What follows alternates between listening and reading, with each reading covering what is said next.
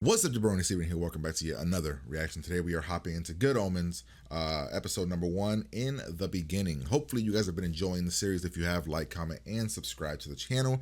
Why did I say series? We're starting the series now. Sorry, got into a habit of that. We're starting the series now. It was selected by a Patreon supporter. We're going to be watching the pilot episode. Not sure how many episodes of the season we're going to do right away. The second episode was also picked up, so we'll probably do that in maybe a week or so. And get that episode to you guys as well.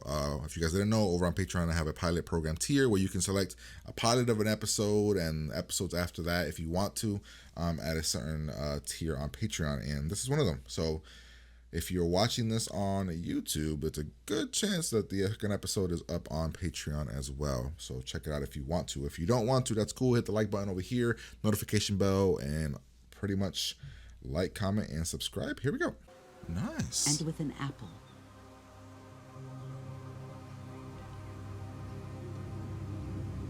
She was speaking about God, and then she said, "I have a sense of humor." But she's talking about so is she God? Adam and Eve. So they break up. Oh wow, she's pregnant. Wow, you're a dick. Well, that went down like a lead balloon. Enjoying himself too much, wearing sunglasses even when he doesn't need them.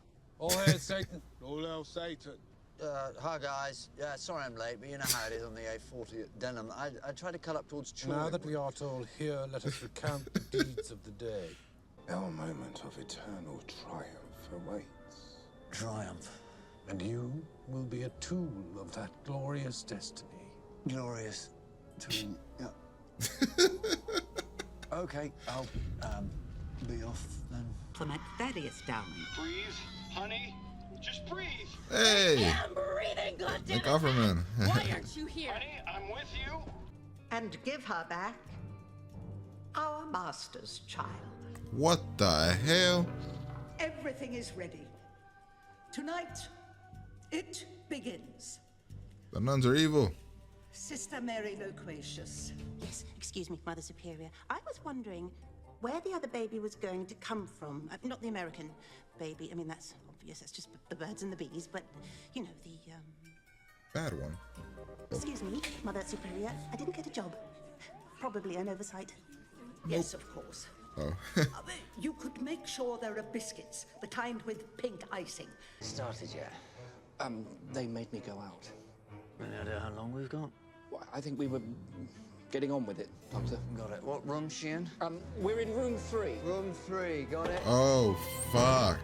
There's a trick they do with two playing cards, which is very hard to follow. And something like it, for greater stakes than a handful of loose change, There's is about 3 to take babies. Him. Yep. And yet expected funny eyes or teensy weensy little hoofykins. Or a little tail. It's definitely him. Fancy me holding the Antichrist. Counting his little dozy wosies. Counting his little toesy mosey. Yeah, he does. Do you look like your daddy Waddykins? He doesn't. We'll get on with it then.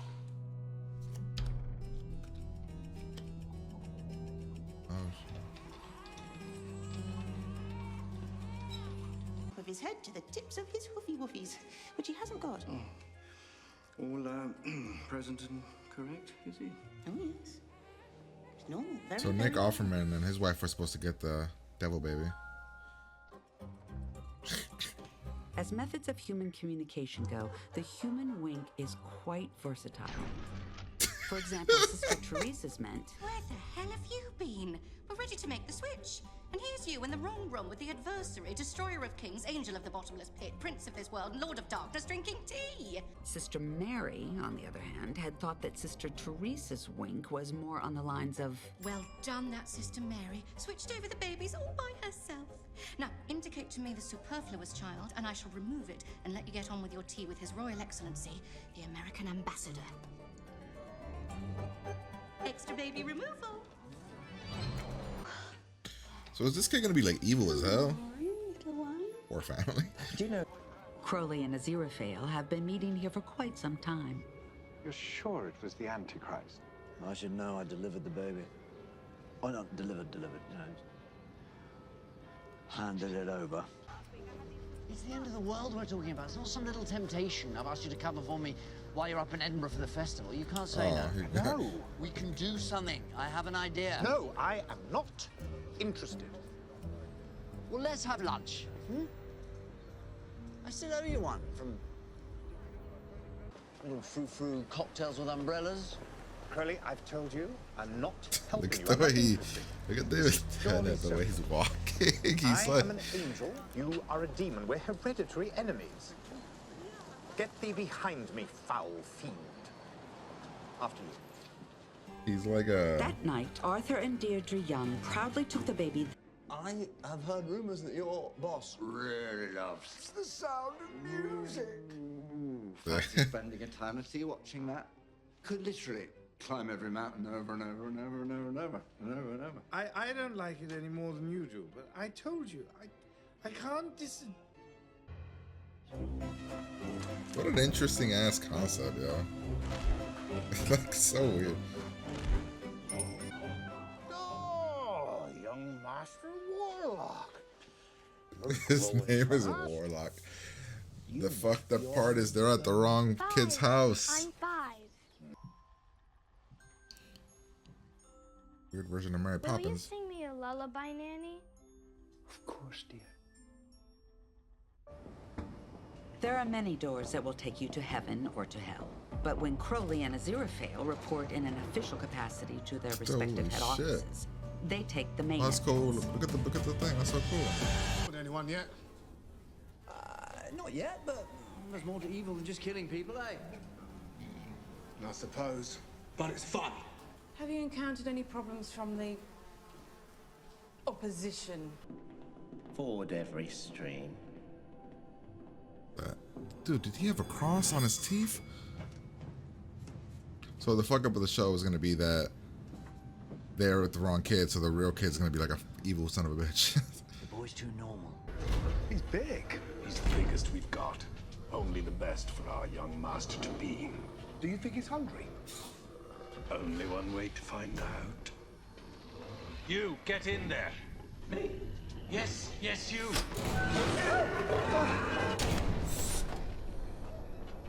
Watch out for his teeth.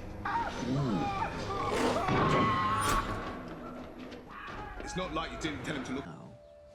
That could change. Something could happen to him. Oh my god, the angel I'm is saying you so. could kill him. Yeah, the angel is so. He's so. This hellhound. It'll show up at his birthday party. Yeah. Well, then we should be there. Maybe I can stop the dog. In fact, I could entertain. No, please no. I just need to get back into practice. Oh, no, don't do your magic Magic? act. Please, please, I'm actually begging you. You've no idea how demeaning that is. Oh, wow. Please. In your finger. No, it was in your ear. It was in your pocket, then you... It was close to your ear. Never anywhere near my ear. Fun. Yes. It's humiliating. You can do proper magic. You can make things disappear. But it's not as fun. Make you disappear. Where has he got to? Is he in here? Somewhere? There he is! As soon as the boy names the hound, Armageddon will begin. Go, find your master. Wait, the hound is gonna go find him. It's not gonna come to this. Oh no. I've told him to be home by tea time. Right, well, give me a shout when he gets back, and then we can light the candles.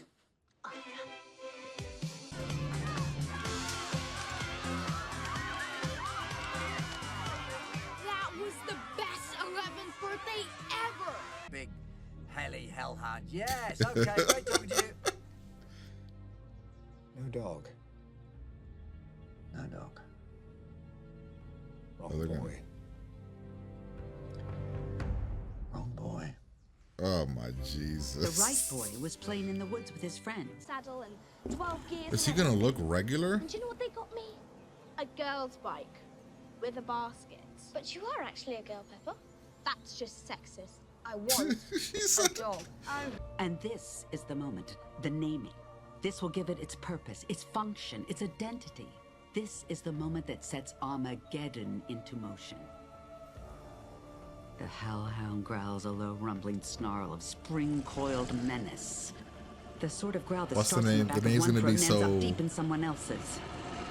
I think I'll call him Dog.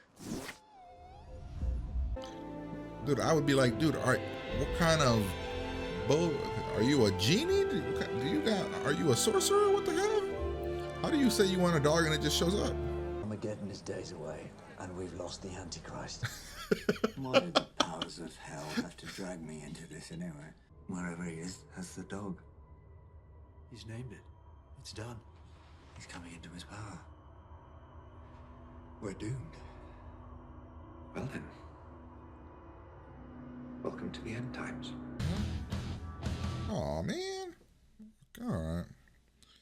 I wanted to see. I don't know. All right. Well, that was episode number 1 of Good Omens. I mean, I really like that. I'd probably give it like a really strong 8. It kind of reminded me, actually maybe a 9. It has a glimpse. It has like hints of Pushing Daisies, which you guys know I love the pilot to Pushing Daisies, and I have to get back to Pushing Daisies. That's something I definitely have to do. But yeah, I really liked it. It felt smart. It felt witty. I don't really know too much about like religion and stuff like that, or I went to like Catholic school when I was younger and stuff like that. But I don't know a lot of like I know about the Antichrist and everything, but like I don't know how much of what we're doing here was like predicted in some book or something, in terms of like the Hellhound and all that stuff. But I like it. I like Frances McDormand being the voice of God. It's very interesting, very risque, I think, for a lot of people probably. I'm surprised that this get criticized. I feel like this will be piss off a lot of like a certain group of people that's like, God is a woman? No, this show is awful. I mean, the fact that Adam and Eve are black, I mean, that's another thing that I'm sure pissed off a lot of people. But I don't know. I like the unique takes. I like that the angel and the demon have been around since the beginning. I like that the purpose of the show is essentially them liking being on Earth and not wanting to bring the end of times. Like they're all about, going towards it. But now that it's here, they're like, we don't want that. We like our lives. I like David Tennant more than I like Michael Sheen's character so far. I mean, but then again, you guys know me. Those of you that have been watching my Buffy or any show I would do, that I just prefer characters that are cool and evil and kind of have this like I don't give a F kind of mentality. And it's cool to have that mixed with, I guess, Michael Sheen's like straight man and a very innocent angel trying not to be bad. Let's see. So I thought that the mix-up thing was interesting because, I mean, whose fault was it? Whose fault would you say it was? We have these two demons show up. They bring the baby. They have a whole thing. The thing with the nuns was weird too, right? Am I crazy on the thing with the nuns? Like evil nuns? Is that like a thing in the Bible or in stories of? Like I've never heard of evil nuns. I mean, I've heard of evil nuns in like the Conjuring series, but that's about it. I like that. How do you say this guy's name?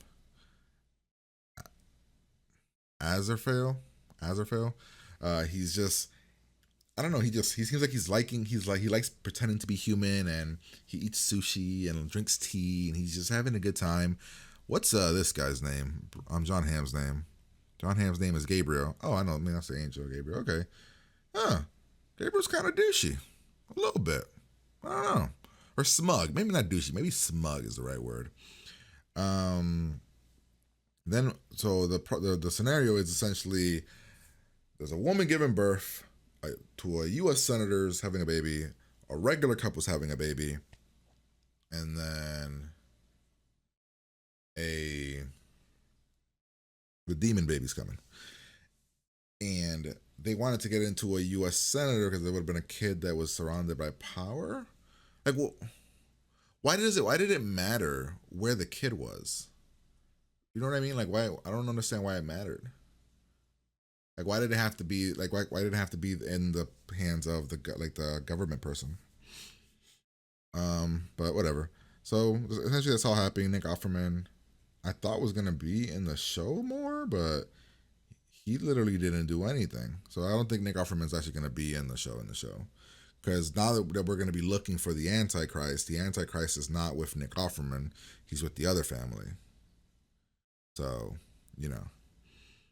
Yeah, these evil nuns thing and like the comedy and the wit and the way that they treated the one girl, her, because she was asking all these questions, and the way that they had to keep that out of the room and the swap. And so when I said whose fault was it, right? So he comes in. I guess the fault would have been the person that told the guy to wait outside. Because as soon as David Tennant's name is Crowley, as soon as Crowley got there, the one guy said room 3. So he's like, okay, cool. He's like, we're in room 3. So he was talking about himself. He thought David Tennant was another dad. So, you know, he tells the 3. Then it's like, whose fault was it? I don't think it was his fault, and I don't honestly think it was the other nun's fault either. The one that did the swap. I mean, I don't know. Nonetheless, the swap happens. I love the way that they explained it, kind of trying to simplify it with the cards. Great way of doing it, and I love the wink scenario where they're like, "This girl's wink thought it meant." That's like smart editing or directing, maybe both. I just thought that was really good.